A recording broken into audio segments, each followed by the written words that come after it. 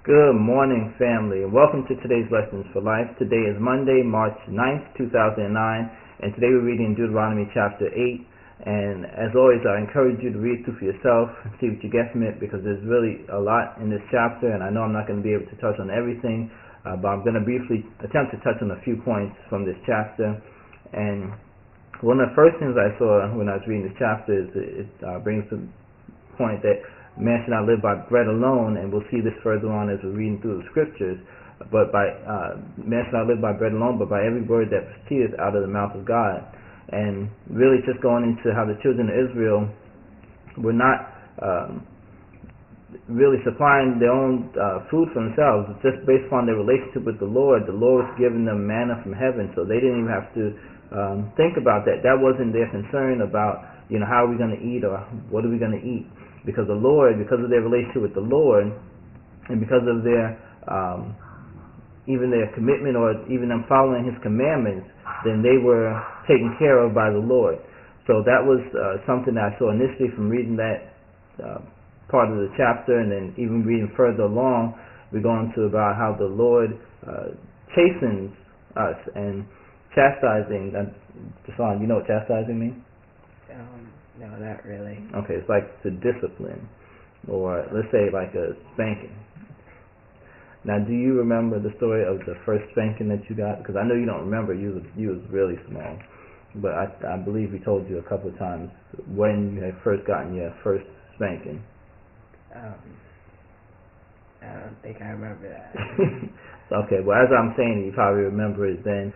But there was a time when you was about to run into the street. Oh yeah, I remember it now.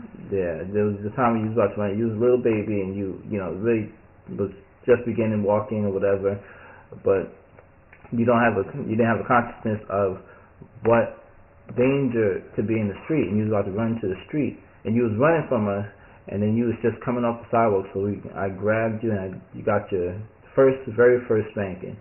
But I explained to you later on about that spanking was important, because you were doing something that could hurt you, and that could, you could actually potentially, get hit or, die from that action. But we had to spank you in order to bring correction, so that you would really learn that lesson, so you can save yourself. But it was, at the time, you obviously didn't know that we were actually helping you by spanking you. So that's what I got. Another thing I got from this was about how it says that the Lord chastens us, the Lord disciplines us, the Lord will correct us in things that many times we don't even know why we're being corrected, or the dangers that we're putting ourselves in from certain situations. But the Lord is actually saving us by correcting us and by disciplining us at that particular time. So we kind of need to change our mindset and not run away from chastisement or from being disciplined, but actually look to it and see, well, what was it that we were doing while we actually need to be corrected from whatever that was that we're being corrected of. So that was another thing I got from reading the chapter. And then even reading further on, and I'm skipping over a bunch of stuff, so like I said, you need to read through the entire chapter for yourself. But it goes on talking about that the Lord is the one that gives us wealth. It's not by our own power, but actually it's by the Lord is the one that actually gives us the power to get wealth. It's not our own power that we can go out and increase and be prosperous or whatever, but it's really by the Lord's power.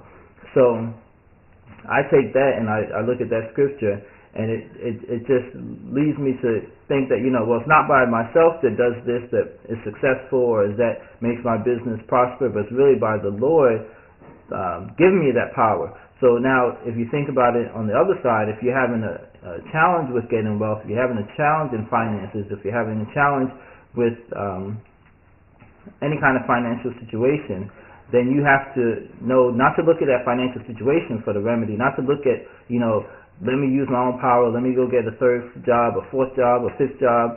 Let me see what happened with my relationship with the Lord. Why is the Lord not allowing me to get this wealth? Why? Because there's wealth out there.